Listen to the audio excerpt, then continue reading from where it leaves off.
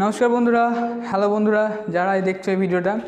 So আমরা আজকে topic যেটা নিয়ে পড়বো সেটা দেখতে পাচ্ছি এখানে লেখা আছে ইলেকট্রোস্ট্যাটিক্স বা স্থির তড়িৎ, যেখানে আমরা এই কিছু পয়েন্টকে নিয়ে আমরা ডিসকাস করব। সেটা হচ্ছে তড়িতাধান, চার্জের পরিমাণ, কুলম্বের সূত্র আর চার্জের সংরক্ষণ বা বেসিক্যালি ইলেকট্রিক, যদি আমি ইংরেজিতে বলি তাহলে সেটা হবে electric charge, quantization of charge আর কুলম্বস ল আর ডেরিভেশন অফ চার্জ।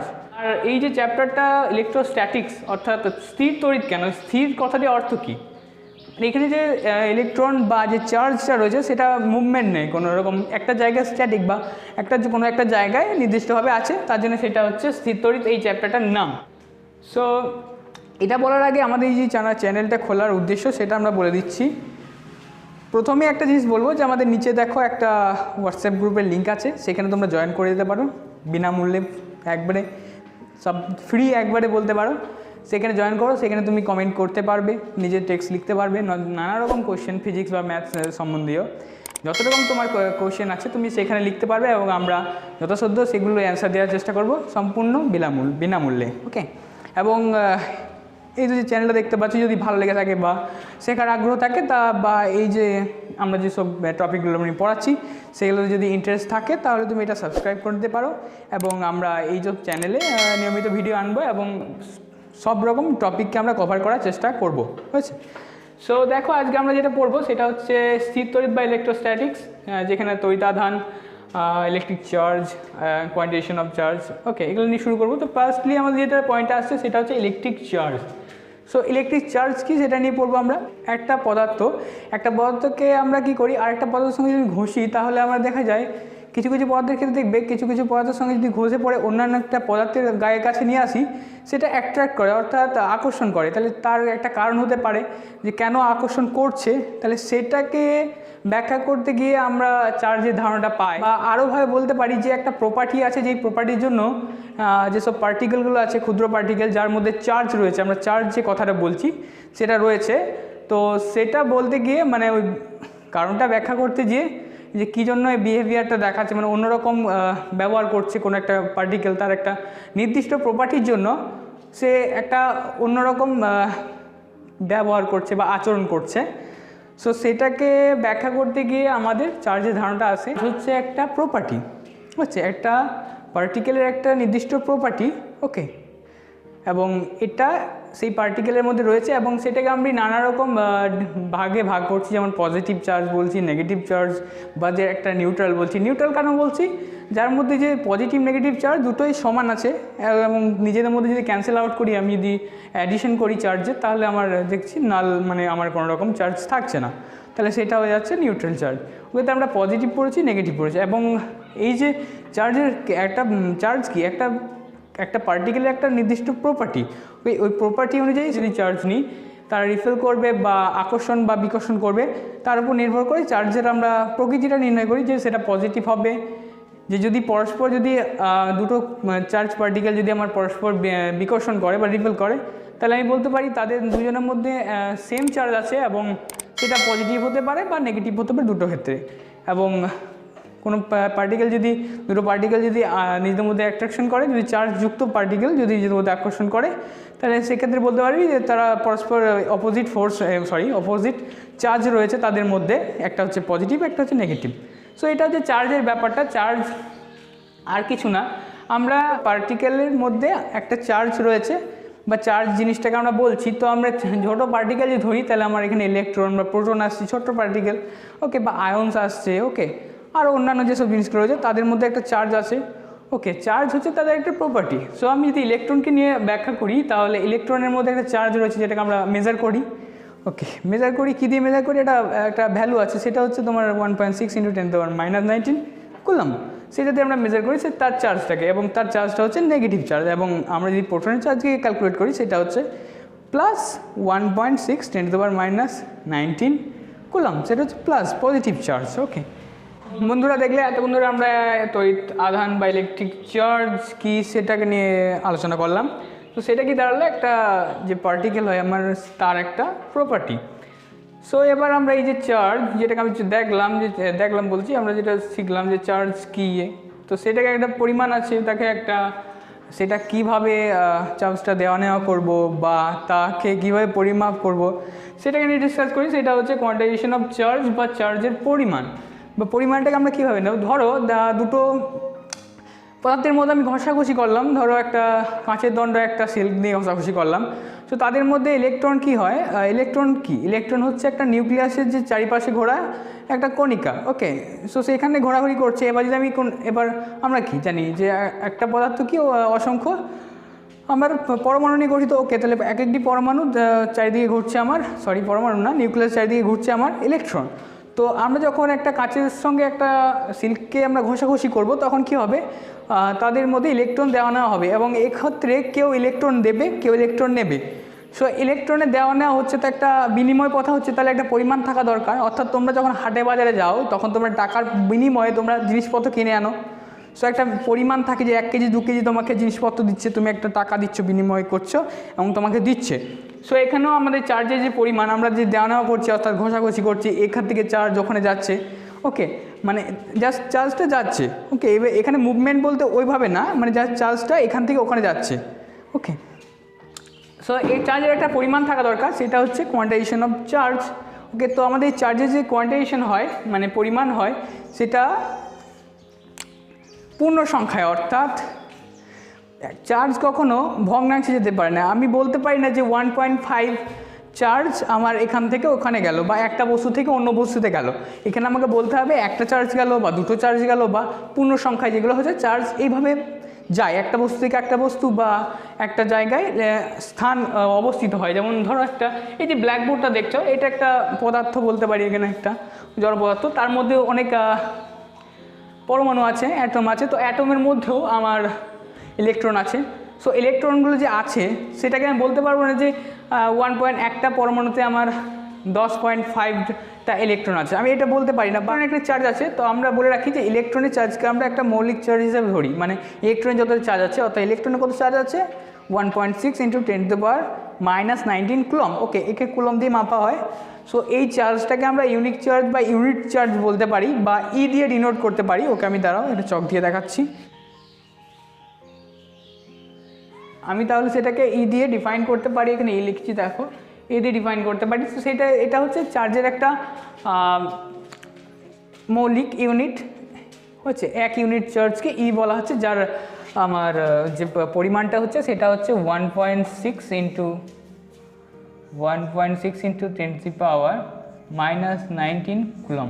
ওকে, এটা হচ্ছে তার ভ্যালুটা।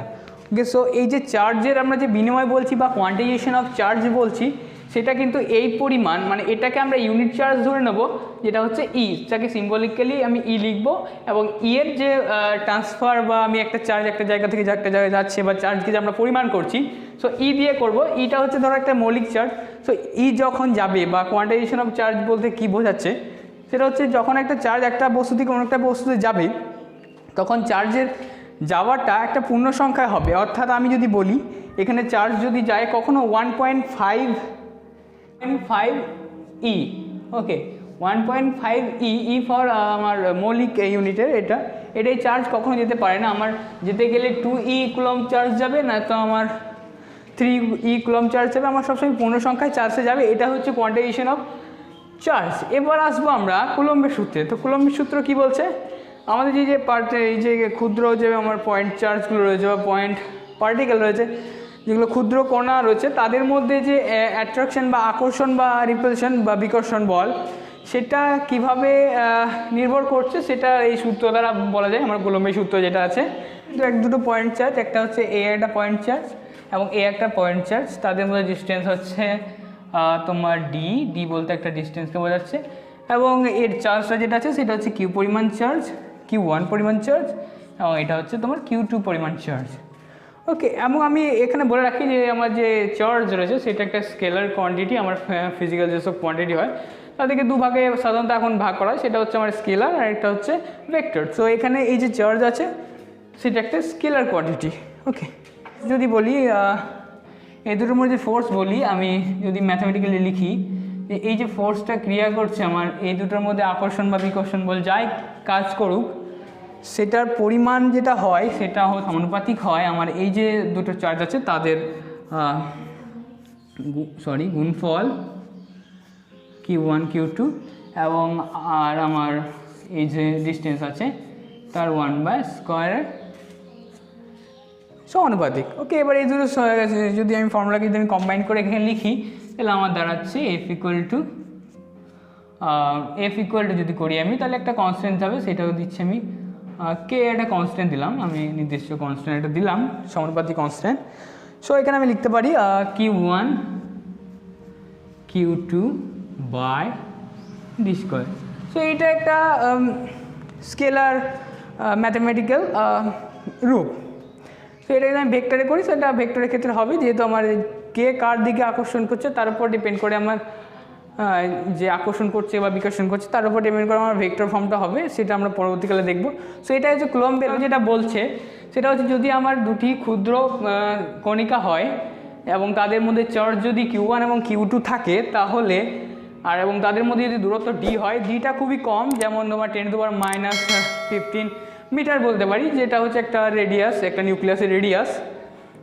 ওকে, তো তাদের মধ্যে যে অ্যাট্রাকশন ফোর্স বা রিপালশন ফোর্স যদি সেক্ষেত্রে যদি এটা সেম চার্জের হয় তাহলে সেক্ষেত্রে রিপালশন হবে, আর যদি ওর অপোজিট চার্জ হয় মানে এটা একটা চার্জ আলাদা এটা চার্জ আলাদা তাহলে সেক্ষেত্রে আমার অ্যাট্রাকশন বা আকর্ষণ হবে। সো এটা এই ম্যাথমেটিক্যাল রূপ আকারে আমি লিখতে পারি। কুলম্ব বেল তখনই প্রযোজ্য হবে যখন আমার এই যে কণিকা দুটো আছে তারা খুবই স্মল হবে, স্মল পার্টিকেল হতে হবে এবং তাদের মধ্যে একটা চার্জ থাকলো সেটা আলাদা ব্যাপার, এবং তাদের মধ্যে যে ডিস্টেন্সটা হতে হবে সেটা হবে খুবই নগণ্য, মানে তোমার আমি যেটা বলছি একটা মেজারমেন্ট দিলাম 10⁻⁻15 মিটার।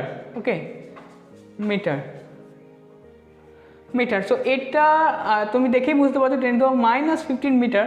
সো এটা কতটা ক্ষুদ্র তুমি দেখে বুঝতে পারছো। তো এটা হচ্ছে তোমার একটা নিউক্লিয়াসের রেডিয়াস বলতে, একটা অ্যাটমের বা নিউক্লিয়াসের রেডিয়াস বলতে পারো। সো তাদের মধ্যে যে সব কণাগুলো রয়েছে সেখানে তাদের মধ্যে অ্যাট্রাকশন ফোর্স কাজ করে।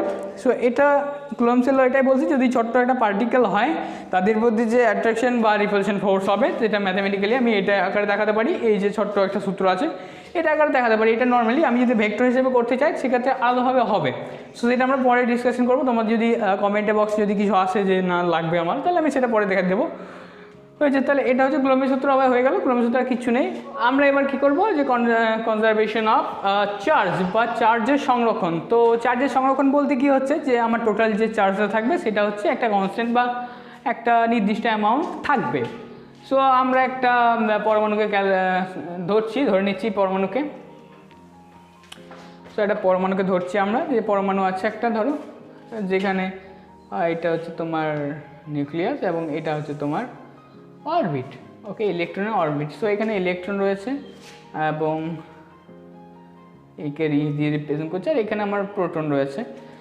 সো এখানে আমার পজিটিভ চার্জ আছে, এখানে নেগেটিভ চার্জ আছে। তো আমাদের যদি একটা আইসোলেশন সিস্টেম হয় যেখানে বাইরের কোনো ইফেক্ট কাজ করবে না, অর্থাৎ আমি বাইরের কোনো ইফেক্টকে এখানে কাজে লাগাতে পারবো না, সেখানে আমার এই যে চার্জের সংরক্ষণ বা কনজারভেশন অফ চার্জ সেটা অ্যাপ্লাই করব। সো সেখানে কোনো রকম যদি বাইরের বা আমার এটা জায়গাটা কি বলছি আইসোলেশন যদি থাকে, একটা অ্যাটম আইসোলেশন সিস্টেম আছে, তো তাদের মধ্যে যে চার্জের সাম বা টোটাল চার্জ যদি বলি বা অ্যাডিশন অফ চার্জ সেটা হবে কনস্ট্যান্ট। যে এখানে যেমন যদি এখানে এতগুলো চার্জ এখানে এতগুলো চার্জ আছে, তাহলে এই চার্জের সাম হচ্ছে 0, যেটা একটা চার্জের সংরক্ষণ এখানে বলতে পারি। আর ওকে, এখানে চার্জের সংরক্ষণ এর ছাড়া আর কিছু নেই, যে একটা টোটাল চার্জটা আমার সংরক্ষিত, মানে চার্জের যে যোগফল সেটা হচ্ছে একটা কনস্ট্যান্ট।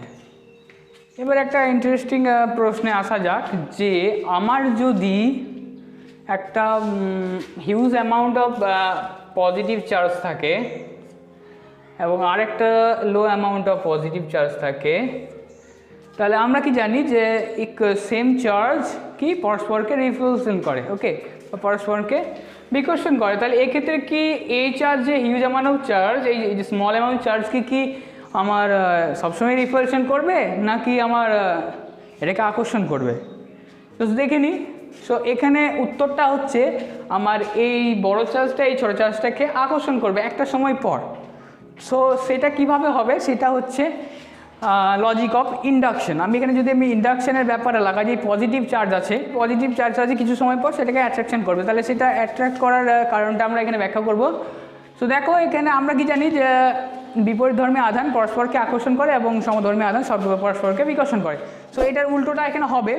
সো দেখতে পাচ্ছ এখানে যে চার্জটা আছে কি এখানে ইন্ডাকশন হবে, আমি যেটা বললাম। সো প্লাস চার্জ আছে, সে সবসময় নিজের আর একটা বিপরীত চার্জকে সৃষ্টি করতে সাহায্য করবে। অর্থাৎ যদি এখানে প্লাস থাকে তাহলে এর কাছাকাছি এই যে সারফেসে এখানে মাইনাস চার্জকে ইনডিউস করার চেষ্টা করবে। ইন্ডাকশন যদি পরবর্তীকালে যখন পড়বে তখন আমরা সেটাকে নিয়ে আলোচনা করব।